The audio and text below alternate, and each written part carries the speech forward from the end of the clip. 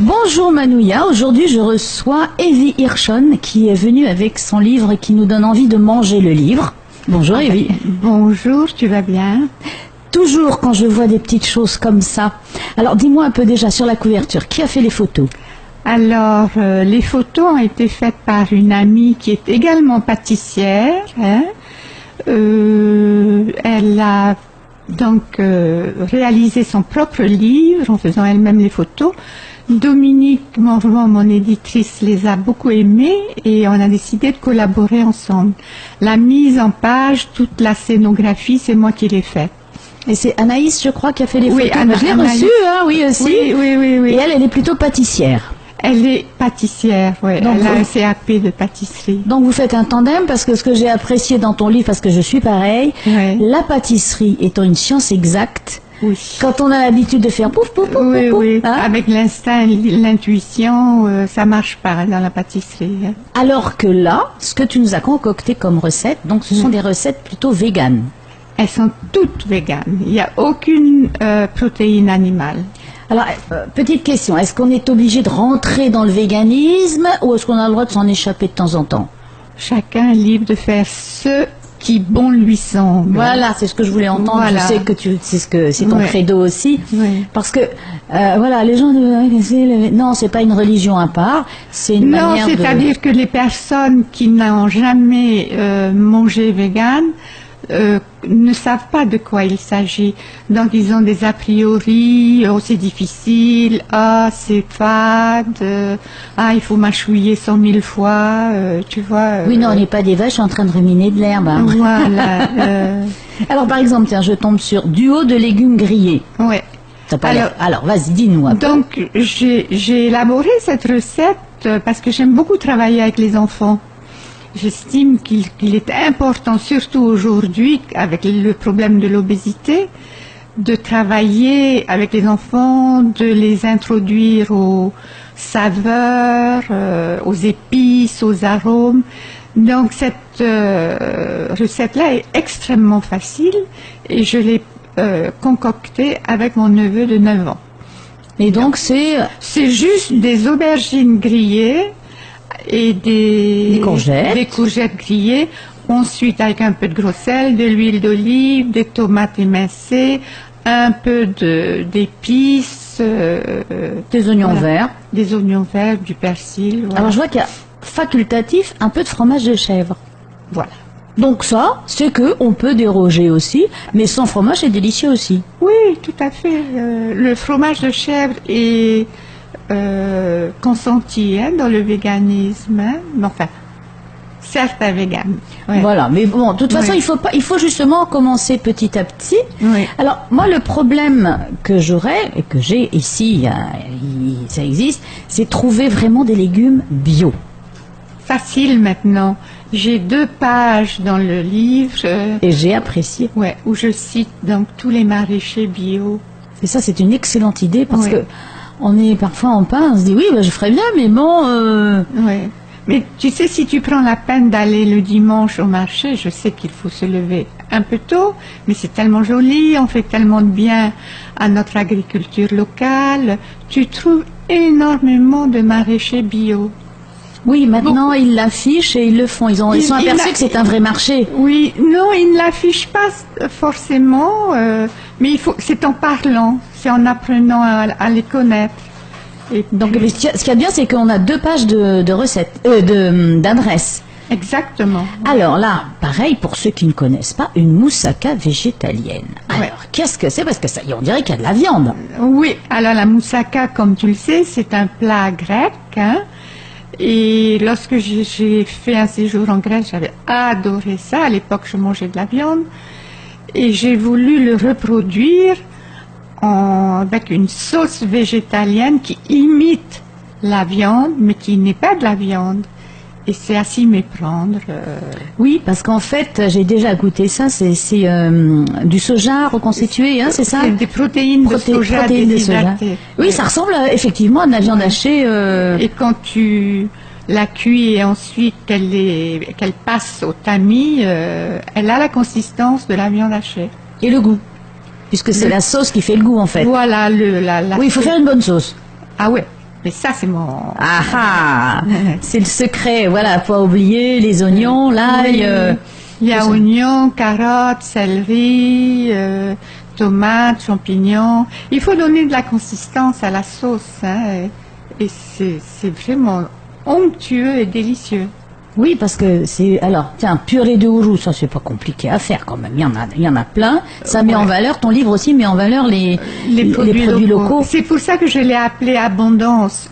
C'était pour donner cette conscience que il y a de l'abondance dans notre pays et qu'on peut tout trouver. Hein. Il faut reprogrammer le houfi, le taroua, le hourou et pas seulement le cantonner au plat traditionnel tahitien. Oui. Le mat Tahiti, oui. Bon, c'était le mat de base avec les produits locaux, oui. Mais maintenant la façon de les préparer, on peut faire aussi un gratin dauphinois. Tout à fait. Avec des patates douces, du taro, j'ai déjà testé, du soja cuisine, et c'est vrai que c'est un régal. C'est excellent, oui.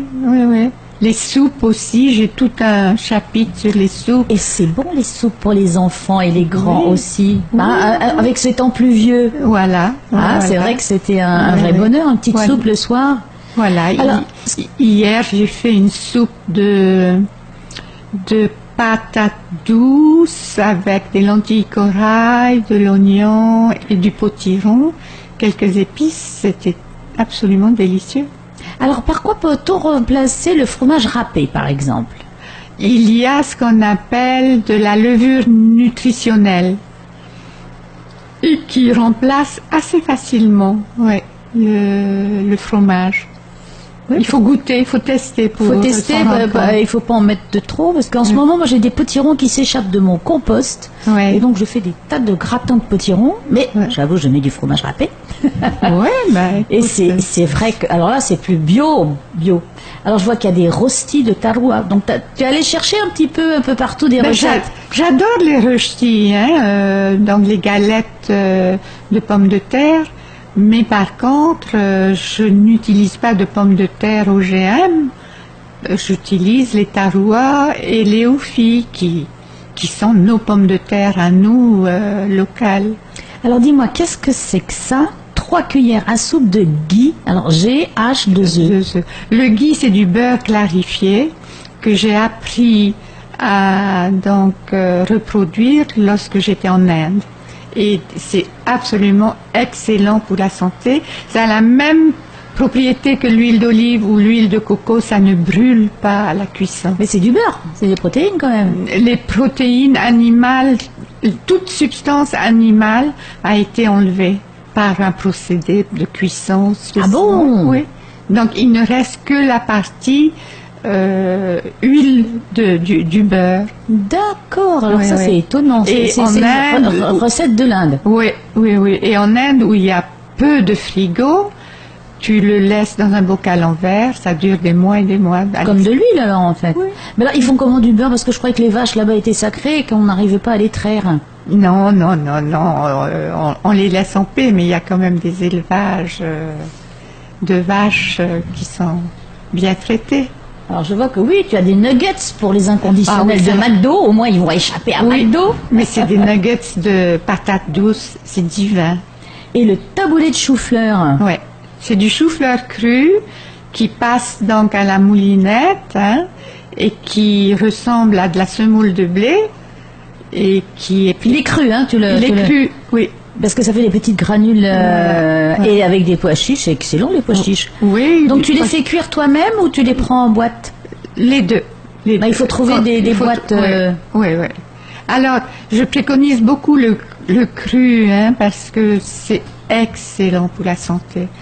Vraiment, ça guérit beaucoup de maladies quand on suit une alimentation crue. Bon, pas à 100%, bien sûr.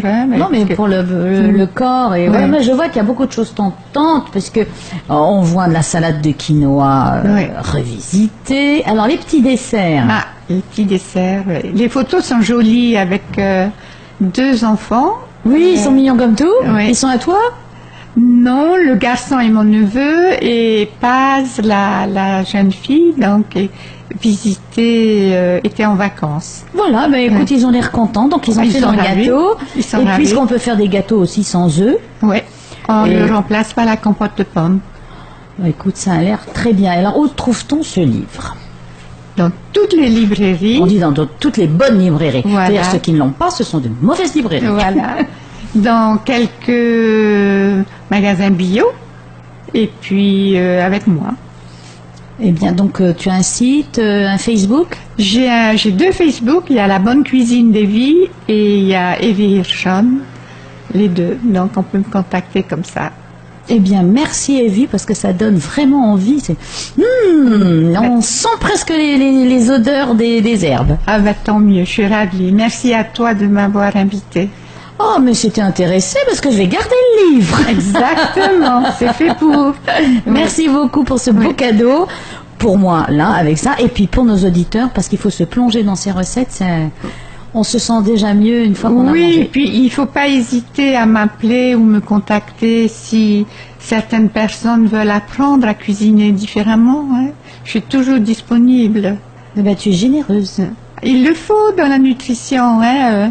On connaît toutes les maladies qui guettent nos jeunes et moins jeunes. Hein. C'est triste. Donc, on mange vegan, ou on mange des légumes et des crudités, et surtout, on se plonge dans ce livre. Donc, les 34 recettes d'abondance polynésienne. Voilà. Merci, Evie. Merci, à bientôt.